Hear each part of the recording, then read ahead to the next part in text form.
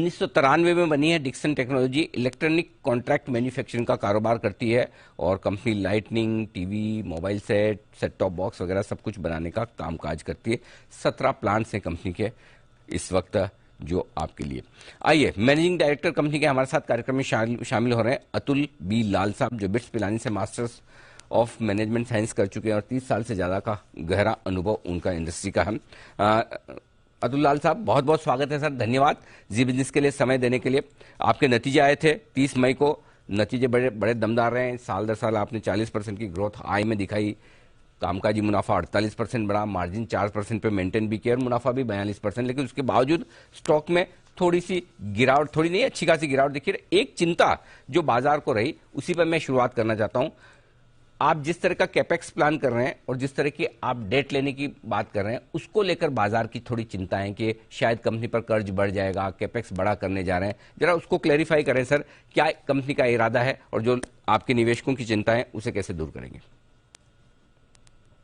देखिए, हम एक बहुत बड़ी अपॉर्चुनिटी पे बैठे हुए हैं।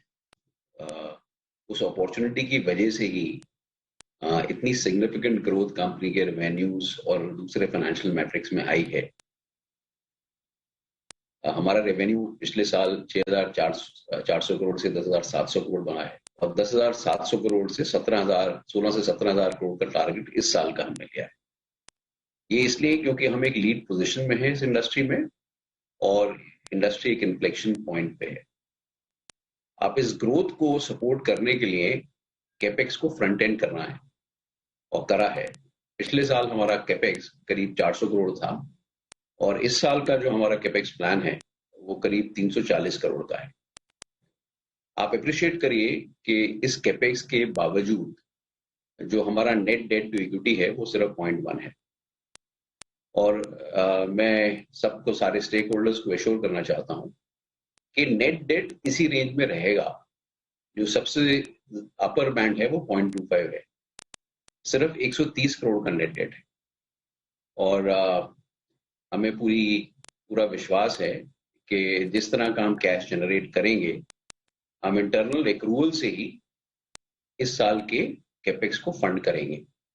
सो डेट नहीं बढ़ेगा, ये मैं सबको एश्योर करना चाहता हूं। चलिए, बहुत बड़ी बात है कि आप कह रहे हैं कि डेट इक्विटी रेशियो 0.1 है और डेट और नहीं बढ़ेगा। ये बड़ा एश्योरेंस आता हुआ दिखा है। लेकिन फिर ऐसी सिचुएशन में आप जब कह रहे हैं कि मौके बहुत ज्यादा हैं, बड़ी अपॉर्चुनिटी है, जो हम देख भी रहे हैं कि भाई कॉन्ट्रैक्ट मैन्युफैक्चरिंग में जिस तरह की चाइना +1 की बातें कही जा रही है, हिंदुस्तान को आत्मनिर्भर बनाना, तो फिर आप ग्रोथ कैसे करेंगे अगर डेट नहीं बढ़ाएंगे तो? क्योंकि इंटरनल अक्रूवल्स तो उतनी नहीं दिख रही कैश की कि जिससे आप अपना कैपेक्स प्लान पूरा कर सकें।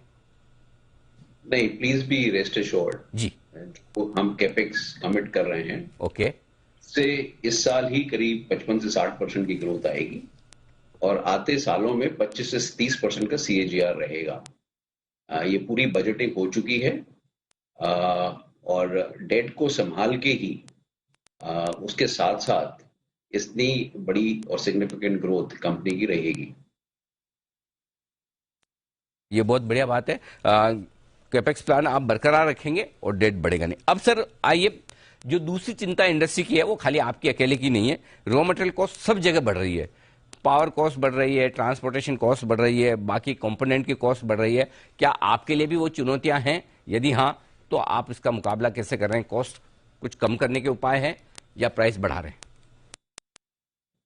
देखिए, हमारे दो तरह के रेवेन्यू स्ट्रीम है।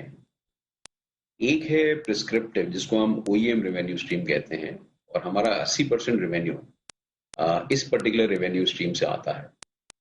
इसमें जिस तरह के हमारे कॉन्ट्रैक्ट स्ट्रक्चर्ड हैं हमारे कस्टमर्स के साथ, जो भी इंक्रीज या डिक्रीज कॉस्ट में होती है, चाहे वो कमोडिटी प्राइस की वजह से हो, चाहे वो करेंसी फ्लक्चुएशन की वजह से हो, चाहे वो लॉजिस्टिक्स कॉस्ट की वजह से हो, वो ऑटोमेटिक पास थ्रू होता है। सो कंपनी के लिए इस पर्टिकुलर रेवेन्यू स्ट्रीम में इन्फ्लेशन का कोई बहुत बड़ा फर्क नहीं पड़ता। सिर्फ ये फर्क पड़ सकता है कि इन्फ्लेशन की वजह से थोड़ी डिमांड कम हो जाए।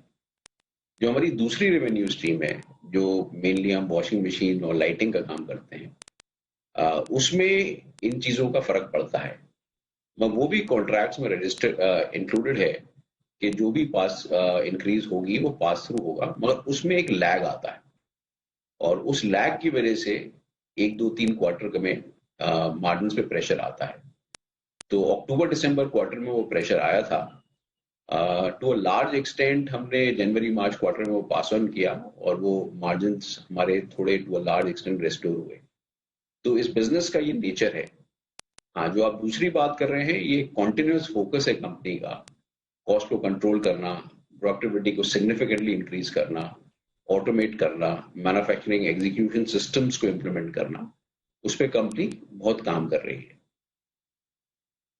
तो सिस्टम्स इंप्रूव करके थोड़ा सा आप कॉस्ट को कंट्रोल करने की कोशिश करेंगे। अतुल लाल साहब, बहुत बहुत धन्यवाद दो चीजें क्लियर करने के लिए। एक तो आपका कैपेक्स प्लान जारी रहेगा, दूसरा आपका डेट नहीं बढ़ेगा, ताकि आपके इन्वेस्टर्स रीअश्योर रहे, एकदम भरोसे में रहे, कोई चिंता की बात नहीं। बहुत बहुत धन्यवाद sir. Thank you so much. Thank you.